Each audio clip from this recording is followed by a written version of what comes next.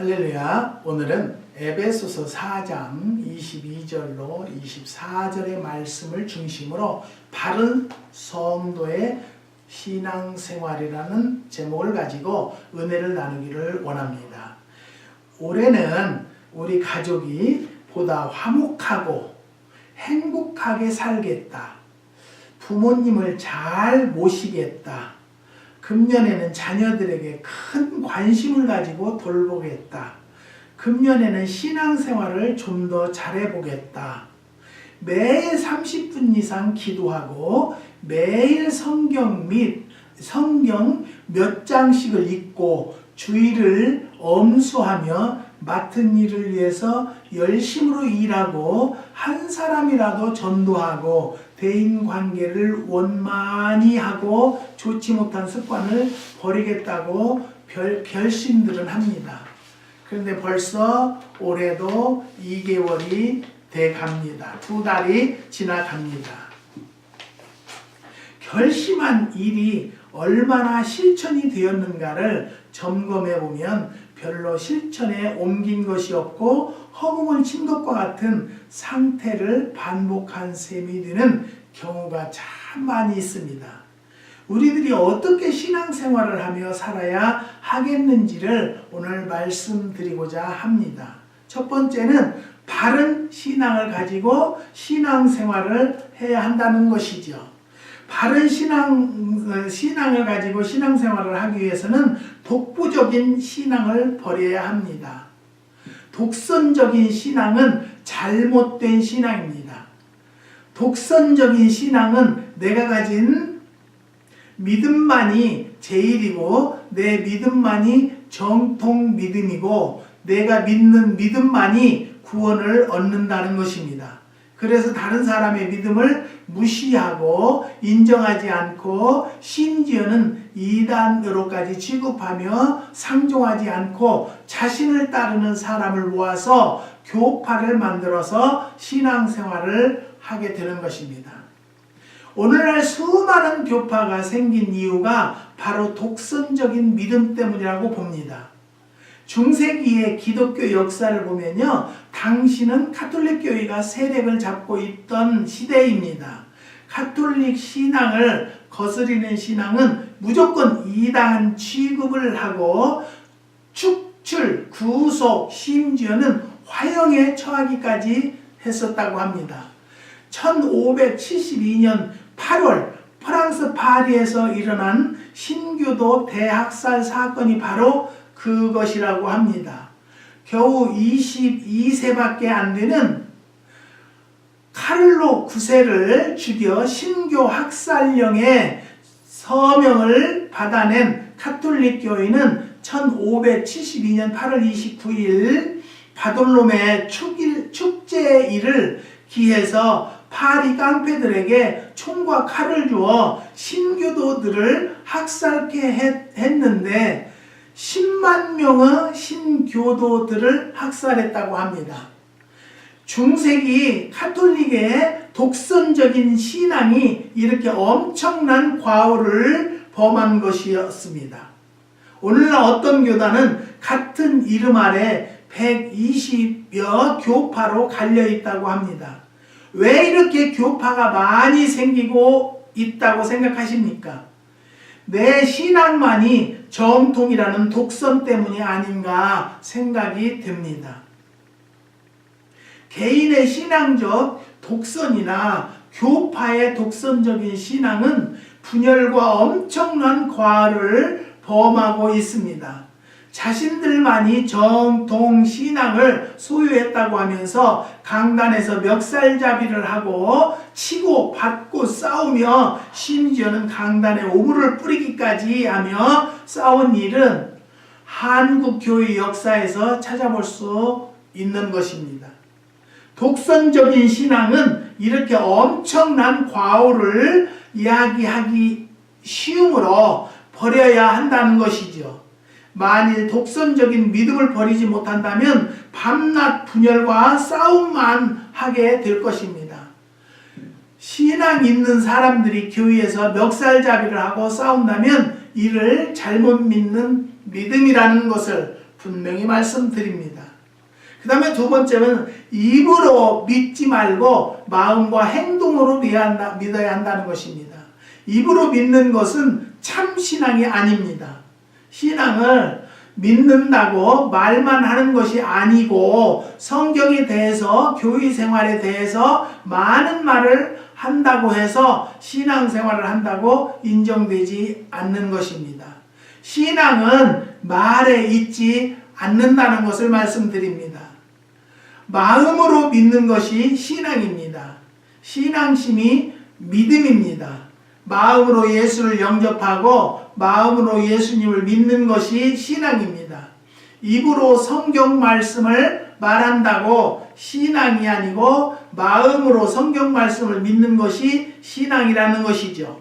어떤 사람을 사랑할 때 나는 당신을 사랑합니다 라는 말을 했다는 것만으로 그 사람이 사랑하고 있다고 인정할 수는 없을 것입니다. 마음으로 그 사람을 사랑하는 것이 참 사랑인 것입니다. 신앙생활도 마찬가지입니다. 신앙생활을 한다고 말하는 것 자체로 신앙생활을 하는 것이 아니라 마음으로 하는 생활이 바로 신앙생활이라는 것이죠. 신앙과 행동이 동반되어야 신앙생활입니다. 야고보 선생은 행함이 없는 믿음은 죽은 믿음이라고 말했습니다. 사랑한다고 말했으면 사랑을 해야 참사랑이고 불쌍하다고 생각하면 도와주어야 하고 아프겠다고 생각하면 쓰다듬어 주어야 하는 것입니다. 이와 같이 신앙은 말과 행위가 동반되는 것입니다. 행함이 없는 말은 거짓말입니다. 예수님을 믿는다 했으면 행동으로 예수님을 믿고 사랑하고 예수 믿는 사람처럼 신자처럼 살아야 합니다. 죄가 밉다 했으면 행동으로 죄를 미워하고 교회를 사랑한다 했으면 행동으로 교회를 사랑해야 하는 것이죠. 신앙은 입으로가 아니라 마음으로 믿고 행동으로 옮기는 것이고 그것이 참 신앙인 것입니다. 그 다음에 세 번째는 성경을 근거로 한 신앙을 소유해야 합니다. 성경을 중심으로 한 마음이 참 신앙입니다. 성경에서 하나님을 찾고 성경에서 구원의 도리를 찾고 성경에서 참 길을 찾고 성경에서 참 진리를 찾아서 믿어야 합니다. 성경을 이탈한 믿음은 이단입니다. 성경이 없는 것을 믿거나 주장하거나 가르치는 일은 참 신앙이 아니라는 것을 여러분 믿으시길 바랍니다. 성경만이 우리들의 신앙의 표준입니다. 성경만이 우리들의 믿을 만한 진리입니다. 그러므로 우리들의 신앙은 성경에 기록된 대로 믿고 행하고 가르치고 전해야 한다는 것이죠.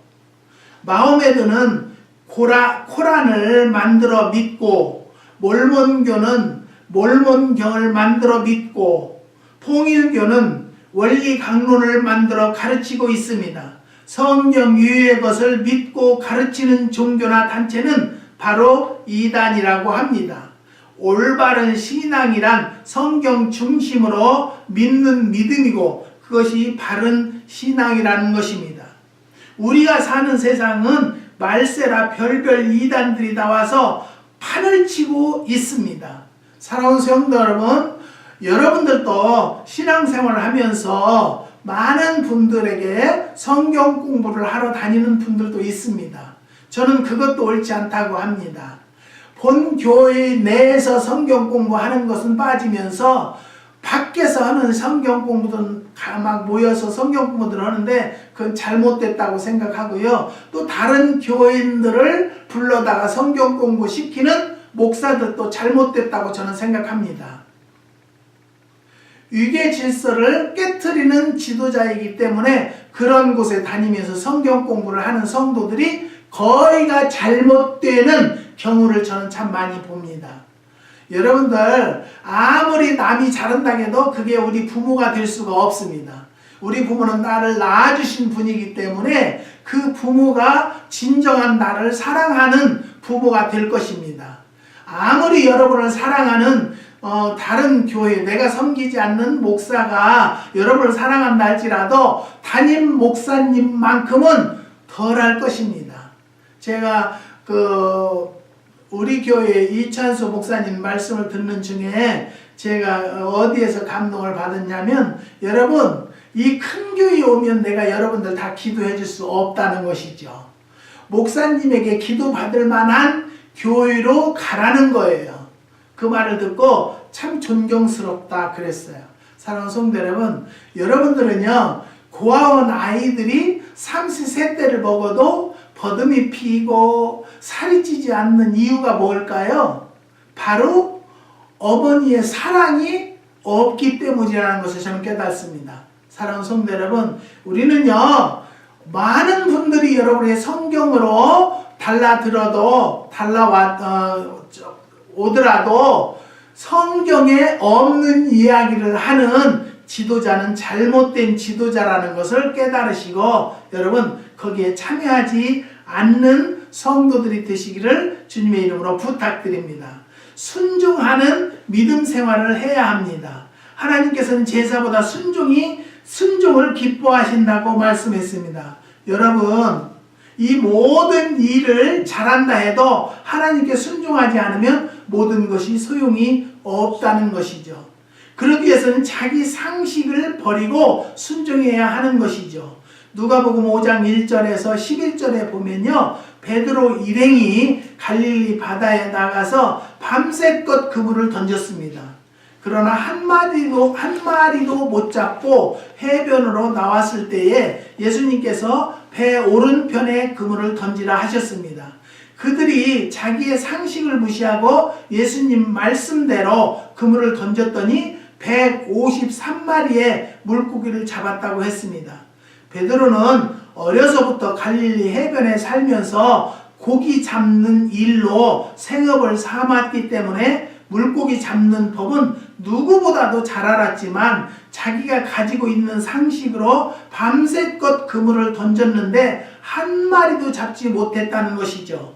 그런데 배 오른편에 그물을 던지라 하니 이 말씀은 자기 상식 밖의 일이었습니다. 그러나 예수님께서 말씀하신 오른편에 그물을 던져서 상식을 초월한 큰 수확을 얻었다는 것이죠. 사람들은 자기의 상식에 어긋난다고 생각되면 순종을 안 합니다. 이는 불순종입니다. 아브라함이 100세에 이삭이라는 아들을 얻었습니다. 어느 날 하나님께서 아브라함에게 명하기를 내 외아들 이삭을 잡아서 제사를 드리라고 했습니다. 사랑하는 성도 여러분, 인간의 생각으로 보면 양도 많고 염소도 많고 소도 있는데 하필이면 하나밖에 없는 독자를 잡아서 제사를 드리라고 하셨을까요? 인간도 이와 같은 잔인한 짓은 못하는데 하나님께서 사람을 잡아서 제사를 드리라고 하십니다. 인간의 상식으로는 도저히 할 수 없는 일입니다. 하나님께서 하라고 하시니 아브라함은 이삭을 모리아산으로 데리고 가서 제사를 드리려 했습니다. 이때 하나님께서 아브라함의 희생인 순종을 보시고 미리 준비해 놓았던 양으로 제사를 드리게 하셨습니다. 이와 같은 순종 생활을 새해는 앞으로는 우리 모두가 하는 성도들이 되시기를 노력합시다. 사랑하는 성도 여러분, 하나님은 우리의 생각과 다를 때가 있는데 우리의 상식과 다른 명령을 하실 때도 있지만 하나님께서는 우리의 중심을 보시기 위해서 명령하신 거지 그걸 받기 위해서 하신 것은 아니다라는 것을 깨닫는 여러분들이 되시기를 주님의 이름으로 부탁드립니다. 자기의 경험을 버리고 순종하는 성도들이 됩시다. 베드로는 갈릴리 바다에서 고기 잡은 경험이 누구보다 많은 사람이었다는 거죠. 어느 쪽에 가면 무슨 물고기가 있다는 것은 오랜 어부 생활에서 얻은 지식이었습니다. 그런데 해변에서 멀리 떨어지지 않은 곳에다가 그물을 던지라니 자기 경험에 의하면 그곳에는 고기가 있을성 싶지 않은데 예수님께서는 그물을 던지라 하십니다.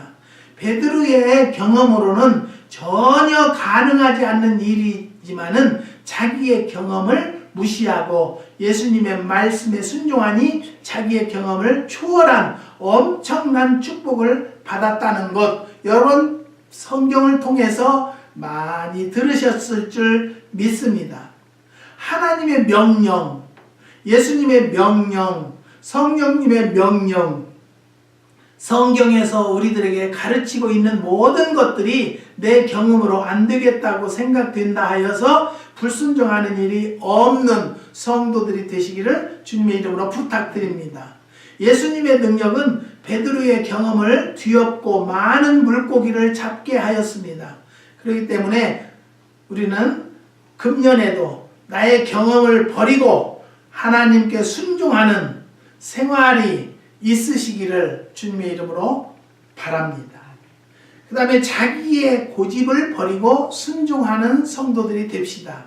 베드로는 그 성격으로 보아서 자기 상식에 맞지 않고 경험에 부합되지 아니하면 얼마든지 고집을 부릴 수 있는 사람이었다고 합니다.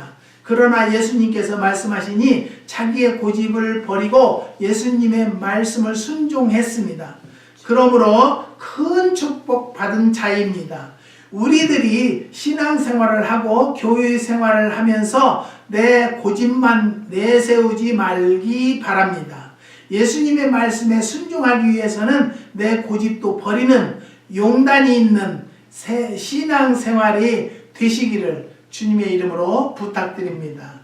그 다음에 충성된 삶을 살아야 한다는 것이죠. 우리들이 신앙생활을 하면서 1년을 돌아보건 10년을 돌아보건 혹 일생을 돌아보더라도 충성한 일보다 불충성한 일만 보입니다. 지난 수십 년간의 제 목회 생활도 돌아보면 충성보다 불충성이 더 많은 것 같이 생각이 듭니다. 참으로 죄송스러운 생각이 들 수밖에 없습니다. 그렇기 때문에 올해는 1년이라도 우리 모두가 충성된 신자들이 되시기를 주의 이름으로 부탁드립니다.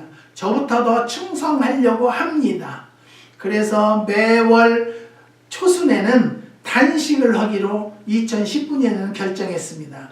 그새 이루지 못한 것, 그새 충성하지 못한 것을 충성하겠노라고 하나님께 약속했기 때문입니다. 그런데도 감사한 것은요, 단식을 해도 물 한 모금을 이틀 동안 먹지 않아도 하나 힘들지 않고 감사만 나오는 것이 이것도 성령께서 도와주시는구나 라고 생각을 합니다.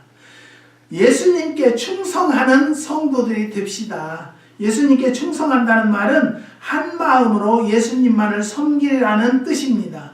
나라에서 충신이 누구입니까? 한 임금만 섬기는 사람을 충신이라고 합니다. 김좌수란 고려조의 신하자 있었는데 일찍이 하양에서 산중에서 쉬고 있는데 이성계가 나라를 세우고 그를 불러 등용하려 했다고 합니다. 그자 김좌수는 여자도 한 남편을 섬기는데 신하된 자가 어떻게 두 임금을 모실 수 있겠는가 하고 거절했다는 것이죠. 그는 충신이었습니다. 한 주인을 섬기는 사람이 충성된 종입니다. 마태복음 6장 24절에 한 사람이 두 주인을 섬기지 못한다고 말했습니다. 우리들은 한 주인을 섬기는 충성된 신앙을 가지고 신앙생활을 하는 성도들이 됩시다. 이 종교 믿었다가 저 종교 믿고 안식교 갔다가 카톨릭교 가고 장로교 갔다가 감리교 가지 말고 한 가지 신앙을 지키는 충성된 신앙을 갖는 성도들이 됩시다. 저는 요즘에 방송을 보면서 참 안타까운 것이 있는데요. 젊은 사람이에요. 그런데 요즘에 대통령 문재인이가 대통령이 아니기 때문에 대통령이 욕을 많이 해요. 저는 문재인이 파도 아니고 그 누구 파도 아니에요. 저는 나라와 민족만을 위해서 기도만 하는 사람이에요. 그런데 많은 국민들이 문재인을 찍어놨으면 잘할 수 있도록 진실된 왕이 될 수 있도록 기도를 해야 되는데요. 어찌 그렇게 비판을 하고 하는 일에 태클을 거는지 저는 알 수가 없어요. 그래서 대한민국이 이렇게 어려움이 처해 있다는 것을 저는 깨닫습니다. 사랑하는 성도 여러분, 우리는요 어느 당이 필요가 없어요.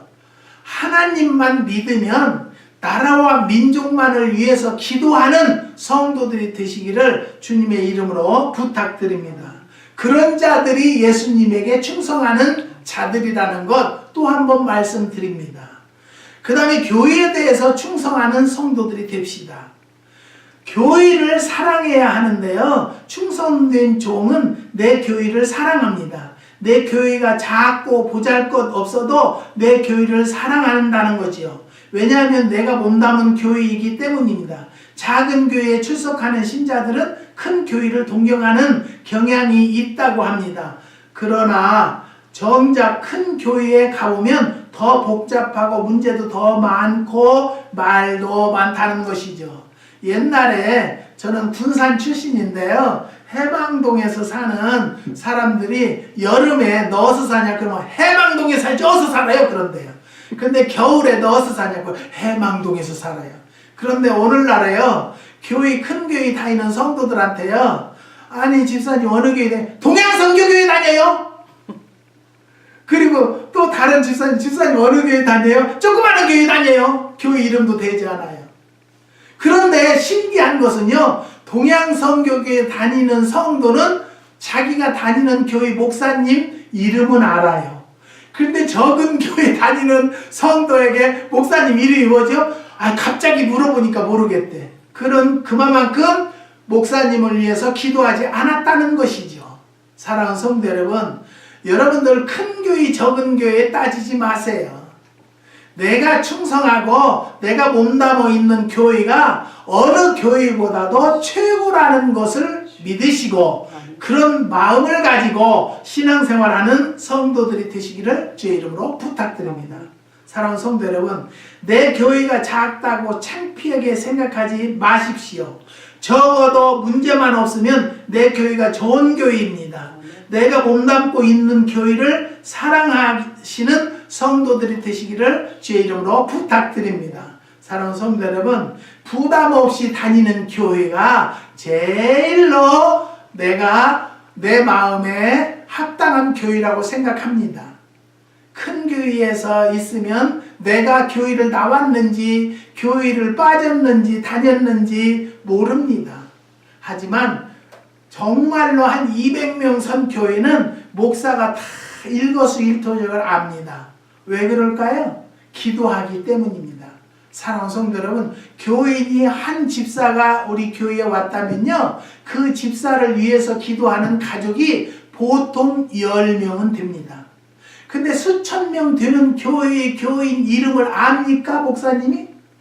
여러분, 자녀들이 12이면은요, 엊그저께도 방송 나오는데 12남매 중에 6째래요.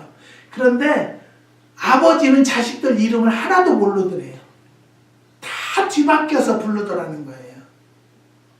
12명인데도 그런데요, 교인이 수천 명 된다면 여러분, 담임 목사님이 여러분을 돌볼 수 있냐 그 말입니다. 영적으로. 그렇기 때문에 큰 교회 다니는 성도들이 갈급해하는 이유가 바로 거기에 있다는 것입니다. 사랑하는 성도 여러분, 그렇기 때문에 교회를 내 교회로 정하려면 내가 적당한 선에 들어갈 수 있는 교회로 결정해서 충성하고 최선을 다하는 성도들이 되시기를 주님의 이름으로 부탁드립니다. 교회를 사랑해야 합니다. 충성된 신앙은 위로는 임금을 사랑하고 아래로는 백성을 자기 생명처럼 사랑해야 합니다. 충성된 신자는 교인들을 사랑합니다. 행여나 다칠까봐 시험 당할까봐 조심해서 대하고 형제들을 바로 지도하기 위해서 노력하는 사람은 신자를 사랑하는 사람입니다. 우리 모두가 서로 사랑하는 신자들이 되시기를 주의 이름으로 부탁드립니다. 그 다음에 교역자를 도와야 합니다. 충성된 신하는 임금을 잘 도와드립니다. 그러나 간신은 임금 앞에서는 알랑거려도 뒤에서는 딴전을 피우고 임금을 몰아내고 개인의 이익을 도모하기도 합니다. 그러나 충신은 왕에게 도움만 주는 사람입니다. 필요하면 자기 생명까지도 바쳐가며 왕을 위해서 일합니다. 왕을 위해서 일하라니까, 목사를 도우라니까 그냥 못 맞춰서 돕는 잘못된 그런 관계도 요즘에 매스컴을 통해서 많이 나옵니다. 참 부끄러운 일입니다. 사랑하는 성도 여러분, 하나님을 믿어도 똑바로 올바로 믿는 성도들이 되시기를 주의 이름으로 부탁드립니다. 여러분, 재직이 왜 생겼습니까? 목회는 목사를 도우려고, 목회하는 목사를 도우려고 세웠다는 것이죠. 그렇기 때문에 재직들은 목사를 도와 어떤 방법이라도 목회하는데 힘이 되어야 한다는 것이죠. 육신을 바치라는 것이 아니라 충성하며 내가 할 수 있는 일을 교회 한 부분에서 하는 일이 목회를 돕는 길이라는 것을 올바로 알고 충성하는 성도들이 되시기를 주의 이름으로 부탁드립니다. 재직들은 목사의 부족한 모퉁이를 메우라고 세웠습니다. 그런데 장로가 되면 목사를 괴롭게 하는 존재가 되는 경우가 많이 있다는 것이죠. 이와 같은 행위는 재직 본연의 자세를 망각한 행위입니다. 여러분, 교육자에게 힘이 되어주는 신자들이 되어지는 성도들이 되시기를 주의 이름으로 부탁드립니다. 그 다음에 세 번째, 맡은 일에 충성해야 합니다. 달란트 비율을 우리는 잘 알고 있습니다. 5달란트와 2달란트 받은 종은 맡은 일에 충성한 종입니다. 1달란트 맡은 종은 불충성의 종입니다. 그는 맡은 일을 등한히 했다는 증거입니다. 우리들은 1달란트 받은 종이 되지 말고 2달란트, 5달란트 받은 종과 같이 맡은 일에 충성하는 성도들이 되시기를 주의 이름으로 부탁드립니다.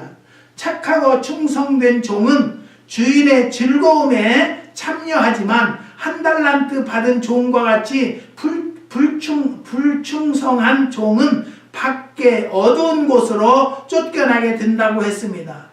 우리 모두가 예수님의 잔치에 참여할 수 있는 충성된 종이 되시기를 주의 이름으로 축원드립니다.